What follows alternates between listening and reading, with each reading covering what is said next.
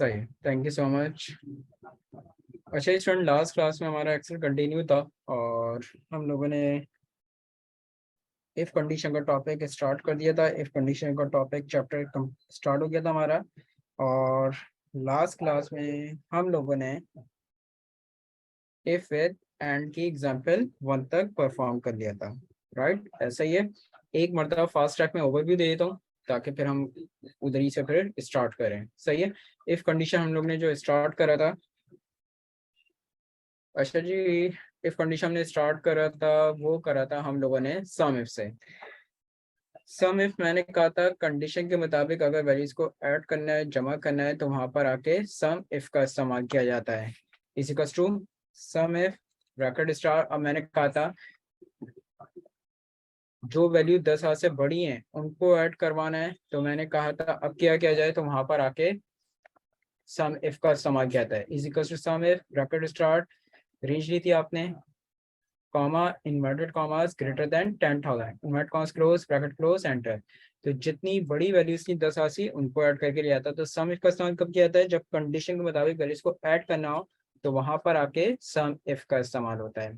फिर था count if. Count if मैंने कहा था जब लॉजिक, वो लॉजिक जहां कंडीशन के मुताबिक वैल्यूज को गिनना है, तो वहां पर आके काउंट इफ का इस्तेमाल किया जाता है। तो equals to count if bracket start. अब मुझे रिक्वायरमेंट क्या आती है, यहाँ पे काउंट किसको करना था, जो वैल्यूज 5,000 से बड़ी थी सिर्फ उनको काउंट करना था। तो is equals to count if bracket start, comma inverted comma greater than 5,000, inverted comma close bracket close enter. तो जितनी वैल्यूज देख लो 5,000 से बड़ी थी उनको काउंट करके लेकर आया था। तो क्या बताया था कि काउंट इफ का इस्तेमाल कब करते हैं, जब कंडीशन के मुताबिक वैल्यूज को गिनना हो, तो वहां पर आके काउंट इफ का इस्तेमाल किया जाता है। फिर था आपके पास सिंपल इफ। सिंपल इफ मैंने कहा था वो कंडीशन होती है, सिंपल इफ मैंने कहा था कि वो कंडीशन होती है जिसमें सिर्फ और सिर्फ एक कंडीशन या एक लॉजिक का इस्तेमाल किया जाए, वो आपकी सिंपल इफ कहलाती है। इजिकल्स टू, अब यहाँ पे देखो स्टूडेंट्स का डेटा बना हुआ था, मैं से कह रहा था कि भाई, अच्छा यार एक मिनट, कुछ स्टूडेंट्स वक्त ऐड हो रहे हैं हमारे पास, रुकिएगा 2 मिनट।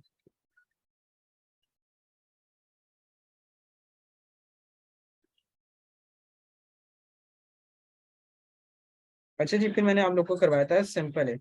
सिंपल इफ का कॉन्सेप्ट मैंने क्या दिया था कि सिंपल इफ वो कंडीशन होती है जिसमें सिर्फ और सिर्फ एक कंडीशन या एक लॉजिक का इस्तेमाल किया जाए, वो आपकी सिंपल इफ कहलाती है। अब यहाँ पे देखो इंस्ट्रक्शन में क्या है, क्या रहा था, हमसे कह रहा था कि भाई जिस स्टूडेंट का टोटल बड़ा है, बराबर है 150 के, तो उसको ट्रू ट्रू वैल्यू दे देना पास, अदरवाइज फॉल्स वैल्यू देना, वो क्या थी, फेल। तो यहाँ पे सिर्फ एक बात कह रहा था, तो मैंने कहा था जहाँ एक बात कहे वहां पर आके सिंपल इफ का इस्तेमाल होता है।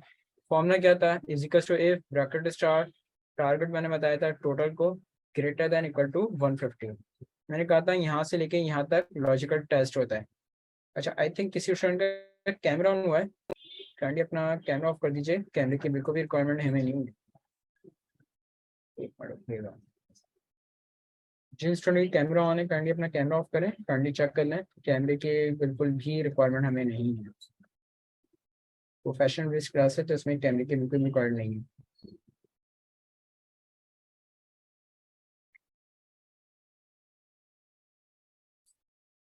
तो फॉर्मूला क्या था आपके पास, equals to if bracket start, total को मैंने टारगेट बनाया था, फिर कहा था ग्रेटर देन इक्वल टू 150।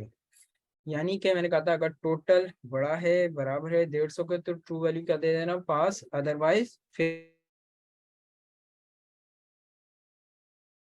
अब यहाँ पर आके मेरा सवाल ये था कि यार यहाँ पर आके इसको तरह को फेल क्यों कर रहा है,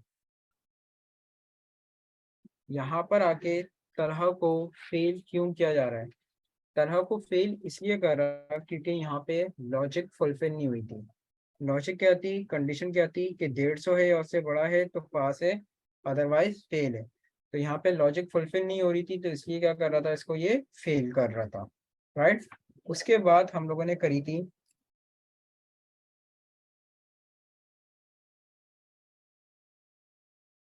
उसके बाद हम लोगों ने करा था नेस्टेड इफ। नेस्टेड इफ का इस्तेमाल कब किया जाता है, मैंने कहा था जहां पर आके एक से ज्यादा लॉजिक्स या एक से ज्यादा कंडीशंस का इस्तेमाल किया जाए, तो वहां पर आके नेस्टेड इफ का इस्तेमाल होता है। अब यहाँ पे स्टूडेंट्स का पूरा डेटा बना हुआ था, मेरे पास टोटल मालूम कर लिया था मैंने, परसेंटेज निकाल ली थी मैंने। इंस्ट्रक्शन क्या कही आ रही थी, इंस्ट्रक्शन कह रही थी कि भाई अगर स्टूडेंट का टोटल 80 है, 80 से बड़ा है तो A1 ग्रेड देना है, 70 है, 70 से बड़ा है तो A ग्रेड देना है, 60 है, 60 से बड़ा है B ग्रेड, 50 है, 50 से बड़ा है C ग्रेड, 40 है, 40 से बड़ा है D ग्रेड, अदरवाइज फेल कर देना है। तो यहाँ पे कोई एक बात नहीं कही यार, यहाँ पे एक से ज्यादा कंडीशंस आ रही हैं, तो जहाँ पे एक से ज्यादा कंडीशंस आ जाएं वहां पर आके नेस्टेड इफ का इस्तेमाल होता है। फॉर्मूले में कैसे कन्वर्ट करा था एक मिनट आप फिर से देख लें। इफ ब्रैकेट स्टार्ट, टारगेट इसको बनाना था, परसेंटेज को बनाना था, तो मैंने परसेंटेज को टारगेट बनाया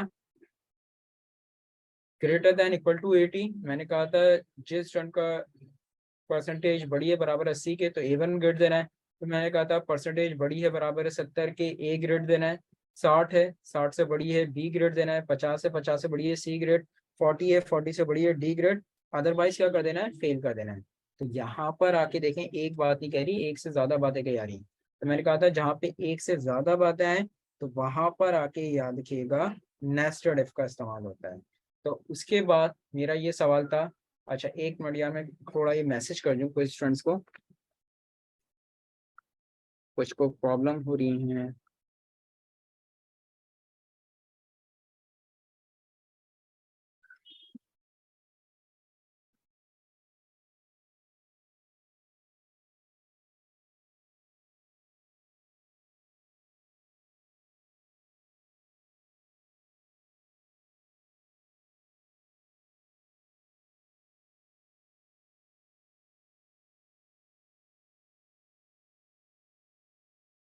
अच्छा जी खैर यार मैं क्या बता रहा था आप लोग को, मैं नेस्टेड इफ के बारे में बता रहा था। नेस्टेड इफ में कह रहा था कि एक से ज्यादा कंडीशंस आ जाए वहां पर आके नेस्टेड इफ का इस्तेमाल होता है। अब यहाँ पर आके इसको मैंने कहा था कि फेल क्यों करा, क्योंकि हमने कंडीशन खत्म कर दी थी कि 40 है या 40 से बड़ी है तो डी ग्रेड देना था। तो अब देख लो यहाँ पे 36 से एक्सेल मैंने कहा था हमेशा ग्रेटेस्ट वैल्यू से बढ़ता आ रहा होता है। तो ये जो इमरान का क्राइटेरिया है वो कहीं भी लाई नहीं कर रहा, वो कहाँ लाई कर रहा था, फॉल्स वैल्यू में। और फॉल्स वैल्यू क्या थी आपके पास, फेल थी। बाकी इसको बी ग्रेड क्यों दिया था, कौन सी कंडीशन को फुलफिल कर रहा था, कंडीशन नंबर थर्ड को फुलफिल कर रहा था कि 60 है या 60 से बड़ी है तो बी ग्रेड दिया था। सही दे रहा है, हाँ बिल्कुल सही दे रहा है। उसके बाद मैंने इसकी दूसरी एग्जांपल बताई थी तुम लोगों को, एग्जांपल 2 भी समझाई थी नेस्टेड इफ की। एग्जांपल 2 क्या थी, यहाँ पे हमारे एक ऑफिशियली डेटा था। इस ऑफिशियली डेटा में हमारे पास कुछ रिमार्क्स देने थे हमें कि कुछ एम्प्लॉयज थे मेरे, उनकी 4 क्वार्टर की सेल आ रही थी, Q1, Q2, Q3, Q4, 4 quarter की यहाँ पे सेल आ रही थी। और यहाँ पे रिमार्क्स देने थे, और रिमार्क्स के लिए मैंने क्या कहा था, नीचे इंस्ट्रक्शन दी गई थी। इंस्ट्रक्शन क्या थी कि भाई अगर एम्प्लॉय की टोटल सेल 10 लाख है या उससे बड़ी है तो उसको रिमार्क्स क्या देने, टारगेट अचीव के। फिर मैंने कहा था कि अगर एम्प्लॉय की सेल 8 लाख है या उससे बड़ी है तो इसको एक्सीलेंट परफॉर्मेंस के रिमार्क्स देने। फिर मैंने कहा था कि अगर एम्प्लॉय की सेल 6 लाख या उससे बड़ी है तो उसको सेटिस्फैक्ट्री परफॉर्मेंस के रिमार्क्स देने। फिर मैंने कहा था 4 लाख या उससे बड़ी है तो ट्राई टू बेटर, अदरवाइज अगर 4 लाख से भी कम है तो फिर डेफिशिएंट परफॉर्मेंस था। तो यहाँ पे भी एक से ज्यादा बातें थी ना, तो एक से ज्यादा बातें आ जाए तो फिर नेस्टेड इफ का इस्तेमाल होता है। फॉर्मूला बड़ा था लेकिन मैंने कहा था है सिंपल सा, इजी कस्ट ब्रैकेट स्टार्ट, टारगेट हमने बनाया था अपनी टोटल सेल को, कि टोटल सेल बड़ी है बराबर है 1 मिलियन के तो टारगेट अचीव के रिमार्क्स देने थे। फिर मैंने कहा था कि अगर टोटल सेल बड़ी है बराबर है 8 लाख के तो एक्सलेंट परफॉर्मेंस के रिमार्क्स देने थे। 6 लाख या उससे बड़ी है सेटिस्फैक्ट्री परफॉर्मेंस, 4 लाख उससे बड़ी है try to better, otherwise deficient performance थी। तो यहाँ पर आके नेस्टेड इफ का इस्तेमाल इसलिए हुआ था क्योंकि यहाँ पे एक से ज्यादा कंडीशंस आ रही थी। अब यहाँ पर आके मेरा आप लोगों से सवाल, मैंने एक दो सवाल पूछे भी थे तुम लोगों से।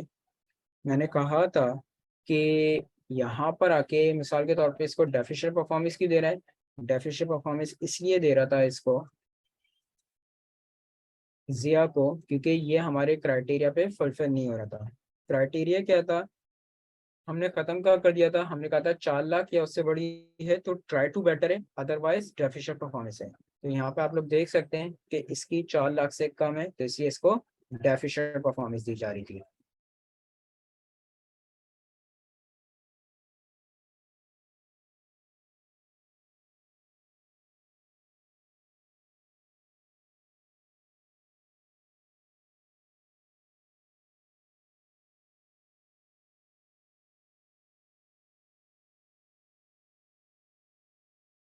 Just a minute student.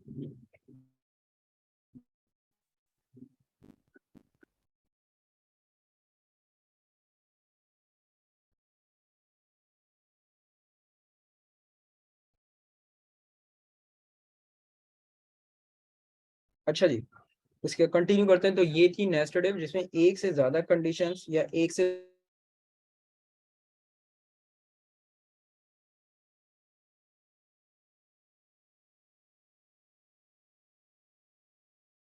अब मैं परफॉर्म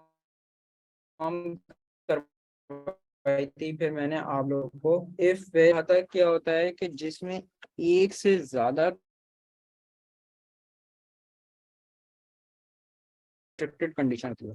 इफ इज एंड के बारे में मैंने बताया था कि इफ कि अगर आप मेरी सारी लॉजिक्स को पूरा करते हैं, फुलफिल करते हैं, तो ही मैं आपको ट्रू वैल्यू दूंगा, अदरवाइज मैं आपको फॉल्स वैल्यू दे दूंगा।